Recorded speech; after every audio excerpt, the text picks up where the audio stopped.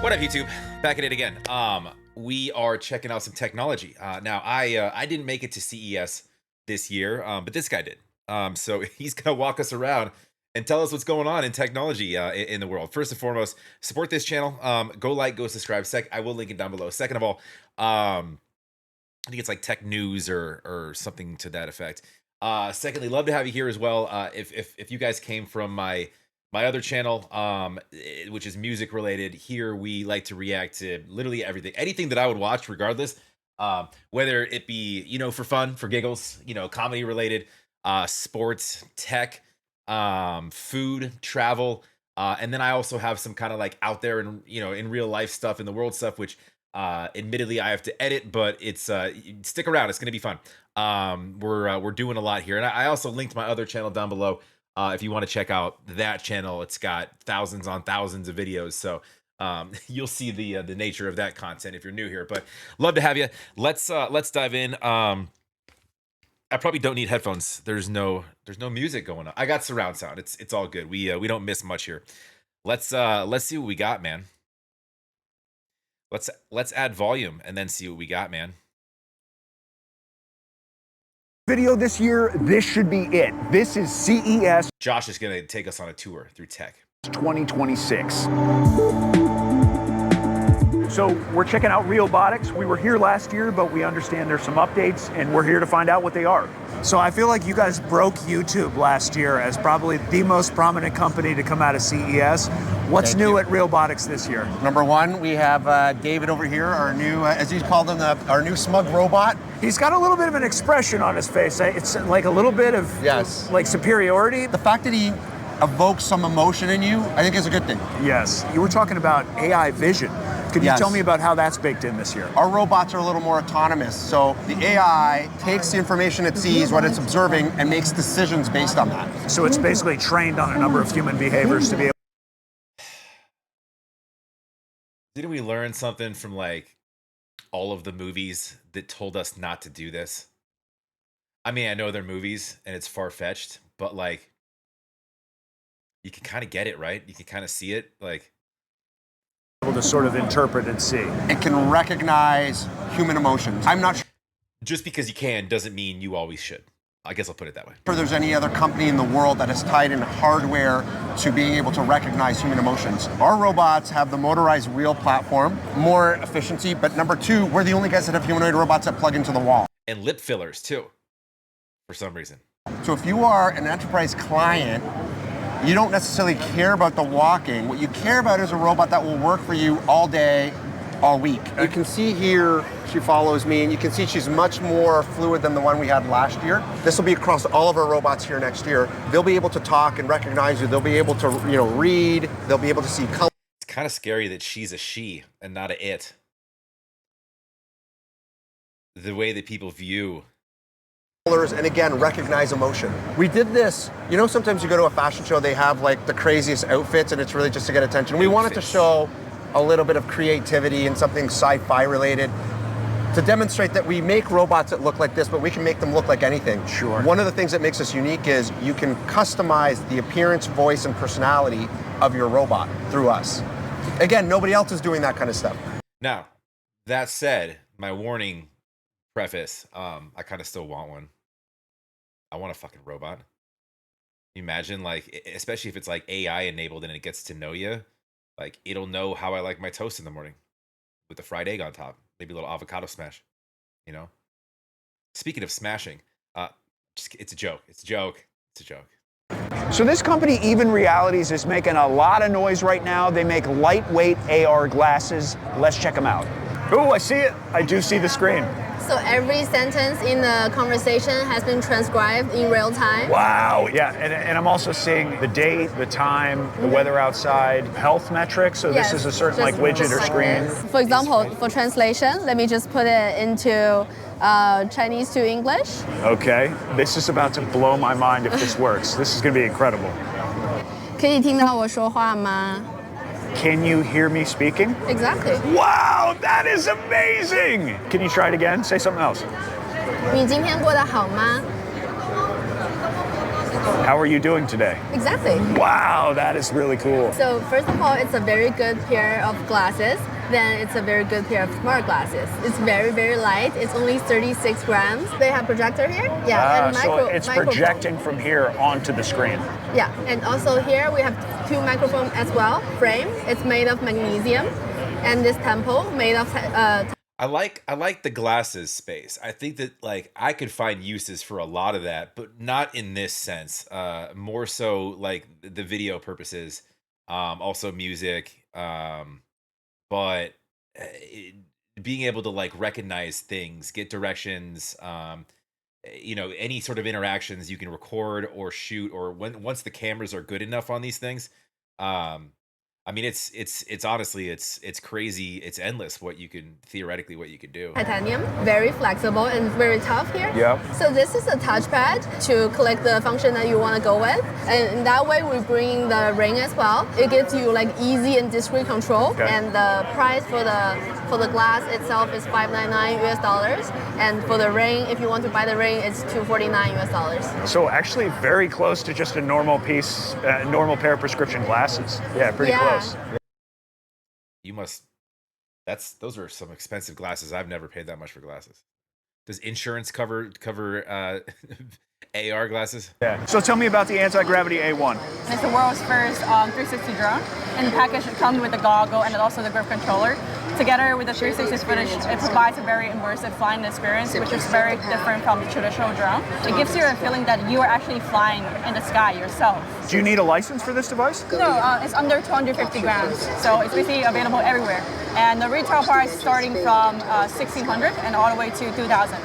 A little pricier than other drones. Yeah, but we have a goggle, so usually goggle charge a lot. So, and also you can use the goggle itself as a VR goggle.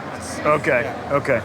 I was a little skeptical whether this would work for a blind guy, but it does seem like it does work. Okay, we're about to take off. Yeah, so you can see 360, totally useful for reframing. You just got to get this drone anywhere near what you want to film, and then you're able to reframe. I'm really digging the one-handed control. It seems way easier than the other version. We're back at X-Reel. The company announced a couple new AR glasses releases this year, but what I'm most excited about is some of the new functionality that they're baking into these new frames. So here to talk about those and try it out. So the X-Reel 1S is really exciting. We just announced it 2 days ago, and here's what it is. It's a mid-gen refresh of our X-Reel 1 that came out a full year ago. But here's what we're doing. We go from 1080p to 1200p. We go from a 50-degree field of view to a 52-degree field of view. All those specs go up, and then the price goes down. We're able to take your desktop, your Instagram feed. By the time it leaves the computer and works its way through the glasses, it's now being viewed by you in full 3D stereoscopic format. That's crazy. I'm playing Forza right now, and that's way more 3D. It feels like you're inside the cockpit of the vehicle. I want you to see how embarrassing I am at this game here. Yeah. Ooh! I would say that it's subtle.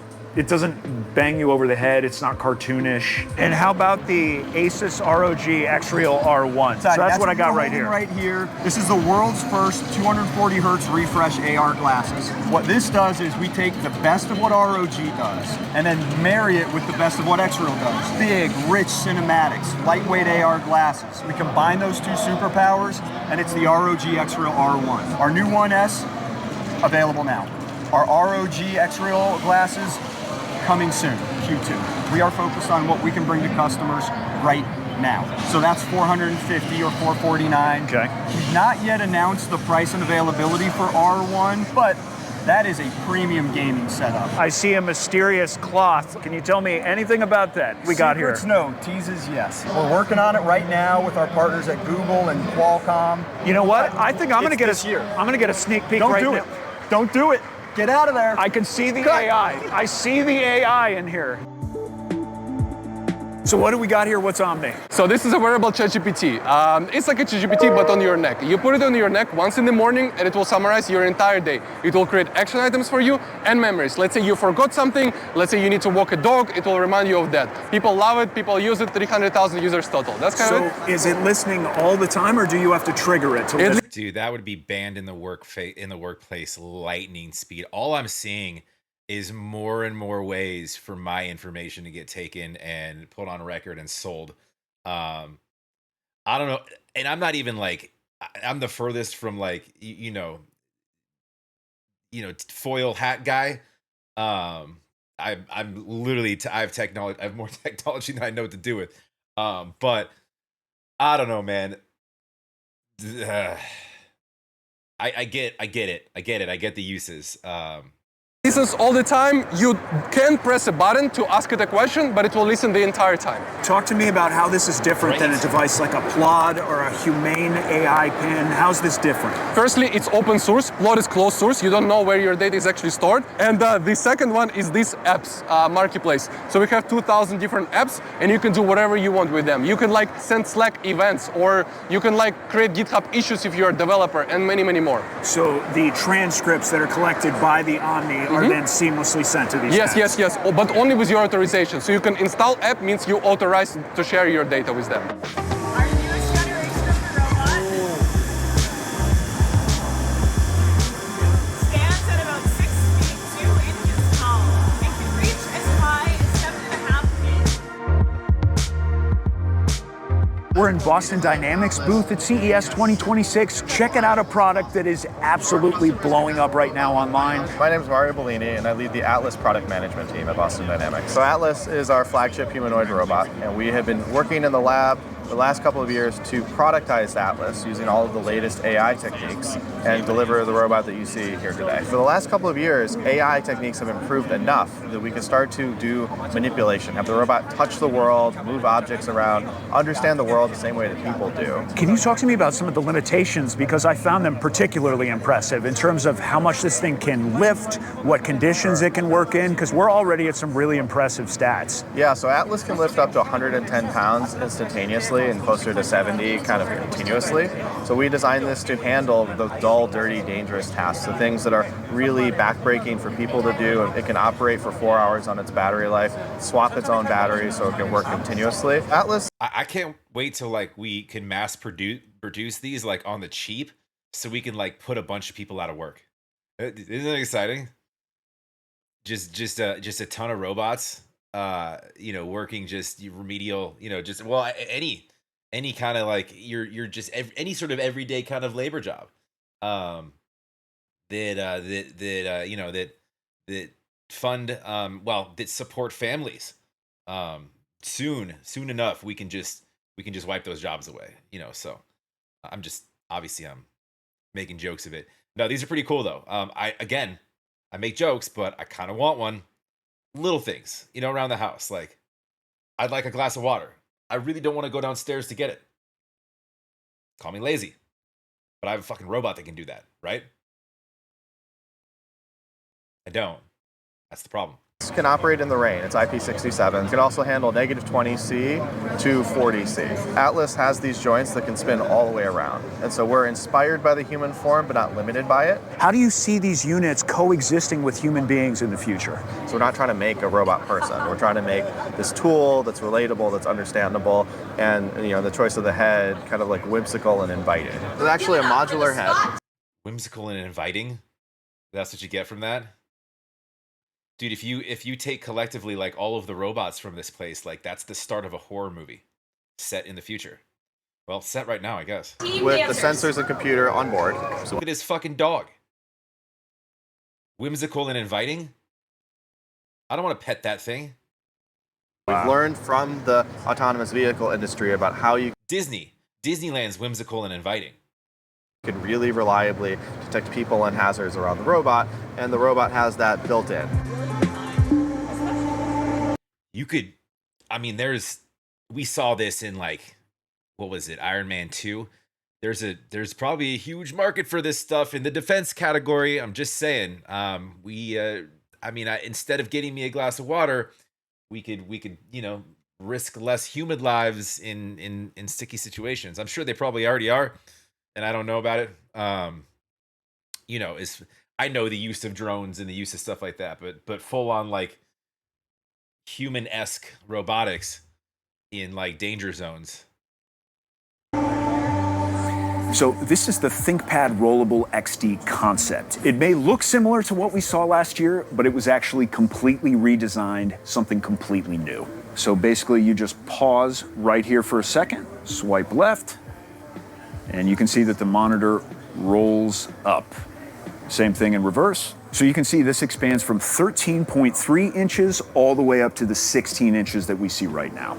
So the base we saw on the laptop this year was actually from another model. And the idea is to have a modular add-on that... That's dope, actually. I'd have more use for it expanding sideways, but that's pretty sick. Users can choose Compact. to add on to any laptop of their choosing at a really affordable price. So we saw the leaks that you saw, but now we're here with the new Legion Pro rollable proof of concept. Basically, it expands from 16 inches to 21.5 inches, all the way up to almost 24 inches wide for a better gaming experience. Just a heads up, durability-wise, the company says the rollable is good for up to 25,000 roll cycles. Again, just a proof of concept at this point. So behind me is a company that's gone... That's chunky, actually. I thought it was a little thinner than that as far as how laptops go. That's a bit chunky. I guess it has to be. Again, just a proof of concept at this point. So behind me is a company that's gone totally viral because of its robots' crazy fighting moves. Let's check out Engine AI. This year we bought the two model. One is a PM, and this guy is 1.38 meter tall, with 24 degrees of freedom, and the total weight is 40 kilo. So this guy can do very flexible movement.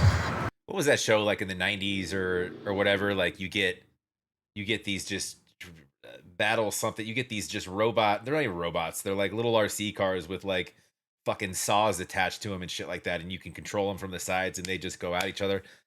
We could do that, but like UFC style with robots, but they're intuitive. You don't need anybody controlling it. You just gotta train it well, right? With and how to maneuver properly. They're like ripping each other's arms off and it'd be fun. Robot fights, right? I'd have fun with it. But not like it'd be like your company versus my company, right? So you get multiple companies that try to perfect their robots, not just two from the same company. It'd be like a stalemate, right? This show is the money keep rolling. Oh, okay, all right. In China, people using the robots for shopping mall I can do a somersault and I don't cost millions of dollars. I'm just saying. For reception, answer the question. Because when you're managing 5,000 different stores, when you have employees, it's hard to train them when you have a new product. And also, robots is very attractive for the customer. Of course. Each of the store they have a robots, more customer they want to come. I also saw it doing some other moves. Can we see some of the combinations and other stuff too? Yeah. He needs to put a little weight on that back foot. He's getting a little tippy. Yeah. Whoa. He's getting a little bit tippy. Yeah. I like the little Iron Man circle in the middle. That is a touch screen. Oh, it's a touch screen. Yeah, really? It's a touch screen. Okay. People can program differently.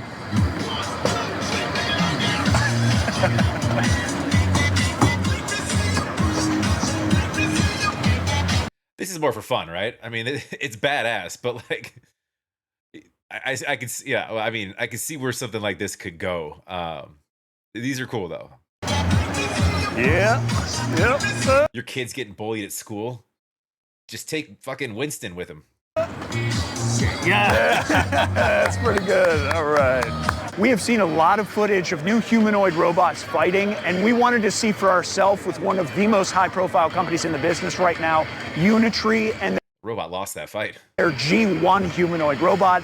So I'm going to try to get in there and see what it's like to fight these things myself. So Unitree has been going absolutely viral. Your stuff is everywhere. What's new this year? What are you demoing? So this year at CES, we're not only bringing the kickboxing robots, but also some dance moves and kung fu moves. So this year, they're learning a lot of moves from people who like the kickboxing moves. They're actually learned from professional fighters. You want to give it a shot? Let's do it. Let's go. Let's embarrass myself in front of 100 people here. Let's do it. That's hard. It's hard. They're actually like tough. 1, 2, 3. He's out. He's totally out.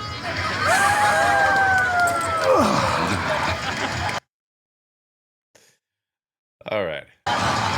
I was not expecting it. I was expecting it to be this silly little plasticky like child's fight, and it was kind of scary. What happens if somebody builds an army of these things? Tensor, the Then you kick one, and then they all fall down, apparently. World's first personal robo-car. Basically, it's the first robo-taxi that the consumer themselves own. Personal robo-car, what does that mean? Level 4, fully autonomous, hands off, eyes off, car that you can personally own. It sits in your garage. And because it's a personal vehicle, there's a lot more engineering that we had to put into the car so it could be self-cleaning, self-maintaining. All of those sensors have to stay cleaned and functioning. So here I'm in level 3.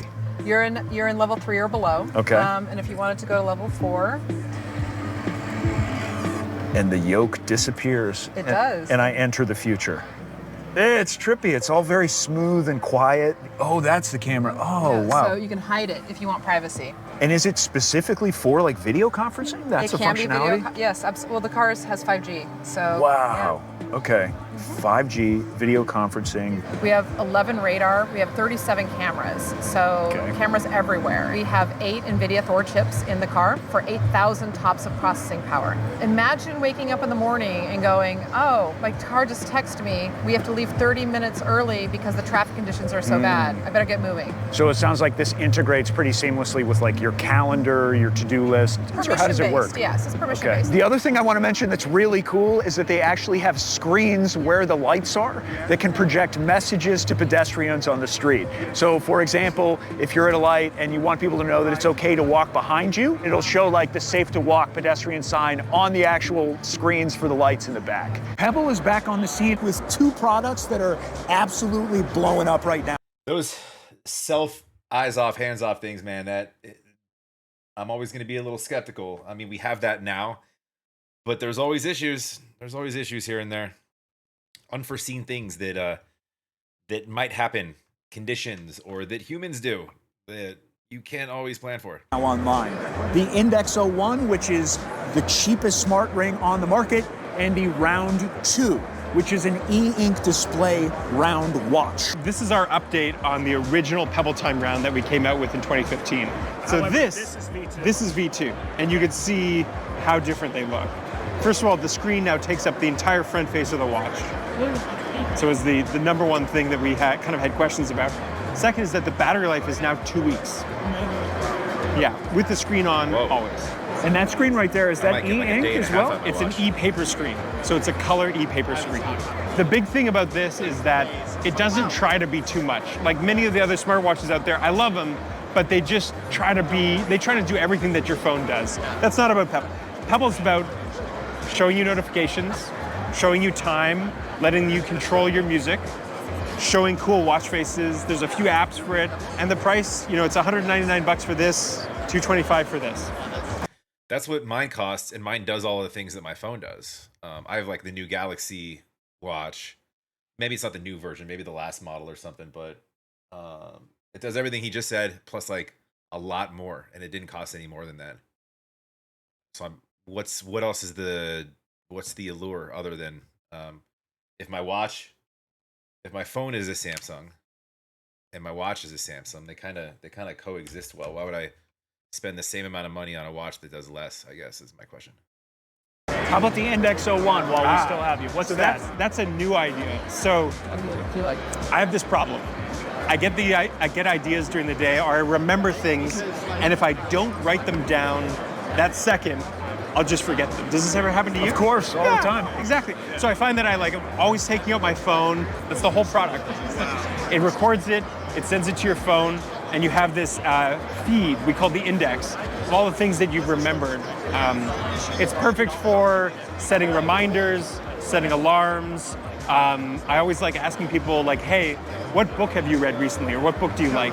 I just recently went through a couple Daniel Woodrell books, like the author of Winter's Bone and Woe to Live On. Those are my most recent. Yeah. So I would, it's not your fault, but I would probably not have remembered that. There's just all these things happening, but now I've got a memory there, and it's going to add it to my book list to check out. So it's $75. The big thing about this is that the battery life lasts for years. You never have to charge it. So it has memory here in case your phone's not in range, but if your phone's in range, it sends it to your phone as well. So this is Magitique, a company that can make any pair of glasses smart glasses. So what is Magitique?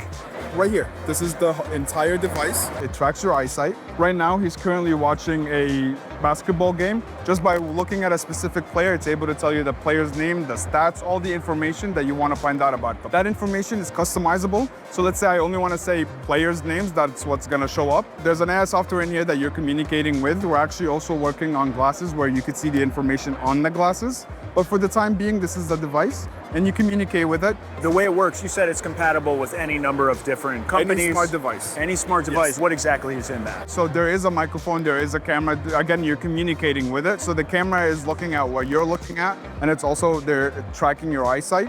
And the microphone is so that you can communicate back and forth with it. Now, obviously, other companies like Meta have glasses with the functionality baked into it. What's your sales pitch for why this is a better solution? All our technology is patented, so whatever we specifically do, no one out there can do. You know, without talking smack about other companies, but this is all protected. This is just so you can have a home, so you can understand more, so you could search up whatever that you want to learn about it within the comforts of just your eyewear.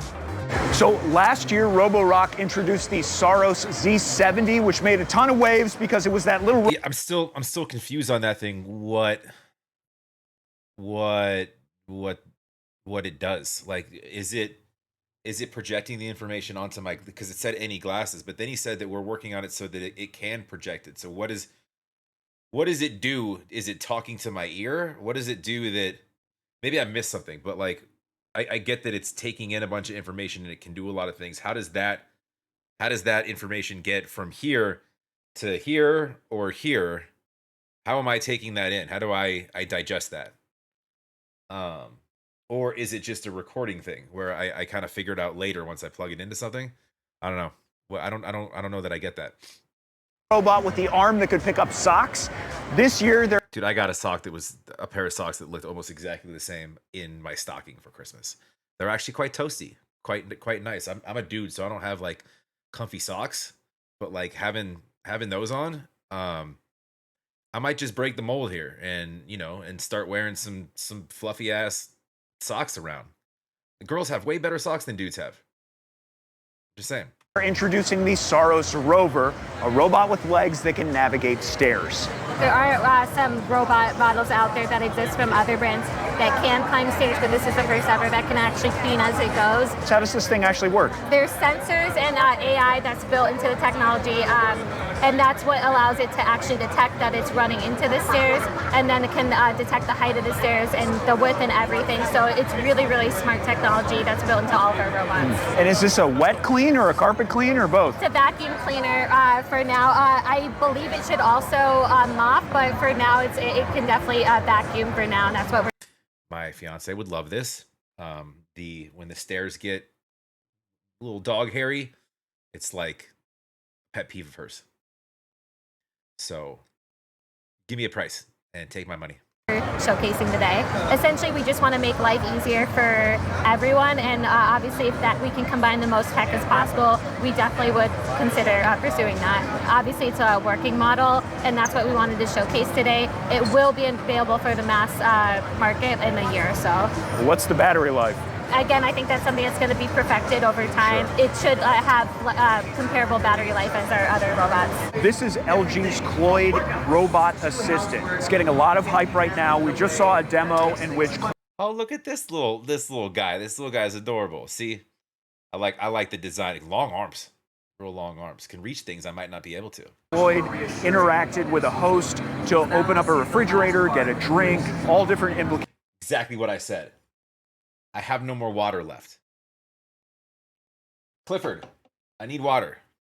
For what LG is calling a zero labor home. Welcome to Science Fiction Future begins today. We are showing our Cloyd robot here, which actually is thinking for itself. I'm kind of forgetful sometimes, and at night it's very important that, the windows are locked up and that my temperature. All of these tech geniuses are wildly forgetful. They really need notifications from vacuum cleaners, robots, cars, little rings. They forget things, man. Set properly and my doors are locked, and Cloyd would take care of that for me automatically. So you remember back in the day when you just remember to lock your doors at night, turn your lights off, like little things, that are become a standard and a habit in everyday life, like showering, eating. going to the bathroom, locking your doors. You no longer have to worry about that. There are things in your house. Your toaster can remind you that you have to pee. You just got to train it. We have our AI, which we call affectionate intelligence. So all of our appliances will be talking to Claude, and with ThinkQ on, it's going to be talking to third-party sensors, so we have that whole home protection, as you were talking about, the whole home scanning. So what makes the Limx Tron series really interesting is that it's multimodal. If you look at the legs, you see that it has interchangeable wheels. Yeah, I said it before, but man, take all these robots and put them in a room. We're starting a horror movie. Just make them fight. Or feet, it's got tracks on top for a sensor kit or an arm. Essentially, it's a blank slate for the customer. And this is Tron 1, the world's first multimodal bipedal robot. And here we can say, perfect balance capability no matter how you push robot still keep balance. And it's multimodal, so you can just quickly change the foot ends from the solid foot to the wheel mode. So it means that one single robot with 3 different foot ends. And this robot can be used for like security check and patrolling, and also as a really perfect research platform. I see a company representative over there who's actually controlling this demo right now. Is that how this robot is going to work in the future, or will this thing operate autonomously? How is this thing actually controlled? For now, we use the remote controller to control it move, and in the near future, it can be possible, it can be autonomous move. It's open API, so you can just customize your own solutions. You can install robot arm. This is one solution, and another two is voice kit. And voice kit, install voice kit, you can just interact with this robot and can integrate large language models like ChatGPT or Google Gemini, so to make robots think smarter, can give you a. Wait, so if at the moment this is entirely remote controlled, you just have like a remote control robot that just I don't know that I get that. I think we've had those for a while. He said in the future it might have full autonomy, but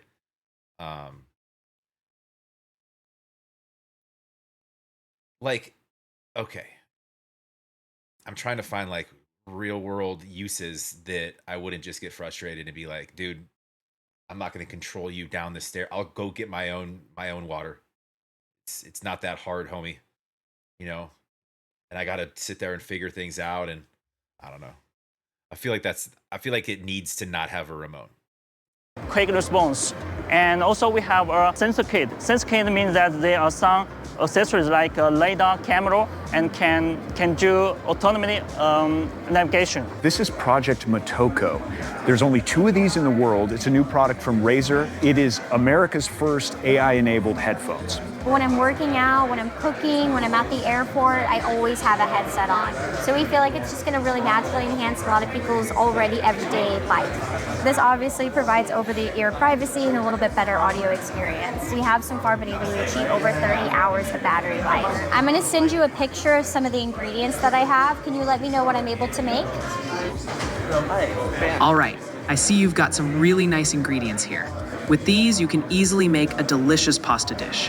You could do a garlicky bacon and tomato pasta with sautéed greens. And you say this also has the potential to capture video as well. Yes, absolutely. And is this recording and listening all the time, or are you triggering it when you want it to listen? Great question, either or. So you can either have them always on, always listening, if you're gaming or working out, or you can have them off completely. You're the only product that I've seen combine these things, so listening device with the camera. I don't think anybody else is doing that. They haven't. Yeah. So Razer's at the forefront. We're really excited, and we just feel like the universal compatibility, the universal form factor, it's going to be a game changer. Yeah, that's pretty sick. Where other robotics companies are focused on things like strength and agility, Sharpa is focused on dexterity and precision of movement. At CES, we revealed our full-body robot for the first time. It's called North, and it's been dealing cards, assembling a windmill, taking Polaroid photos, and playing ping pong, obviously. We're watching our full-body robot, North, assembling a windmill. For a robot to accomplish autonomously, it's very, very hard. It's using different types of material.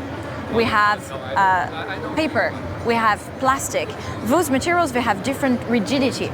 So, you instinctively adjust your grasp depending on whether the material is deformable or rigid. It has to do the same, and that's where the sense of touch and the tactile sensors that we have in the fingertip really matters. Some objects that it has to manipulate are small, others are long and thin, and again, it needs to adapt how it positions its finger to be able to properly interact with those objects. So that's a third level of difficulty. So this booth actually is the one that attracts the most robot experts because they know how difficult it is to accomplish this task.